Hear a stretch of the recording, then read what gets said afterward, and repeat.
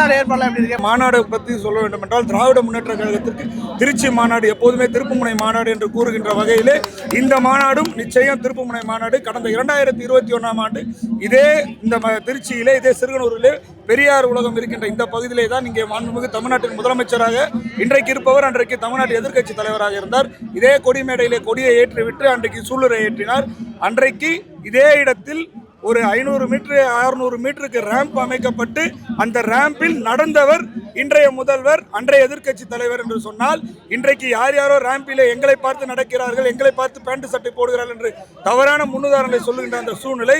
ஆனால் அன்றைக்கே 2021 மார்ச் மாதம் 7ஆம் தேதி இதே இடத்திலே ரேம்பை போட்டு இன்றைய இருக்கின்ற முதல்வர் அன்றைக்கு ரேம்ப் வாக்கு நடத்திருக்கிறார் என்று சொன்னால், திமுகவில் இருக்கின்ற ஒவ்வொரு தலைவர்கள், பேரறிஞர் அண்ணா, முத்தமிழர் டாக்டர் கலைஞர் வரிசையிலே இன்றைக்கு அன்பு தலைவர் தளபதியார் அவர்கள் இன்றைக்கு ஆட்சி செய்து கொண்டிருக்கின்றார்.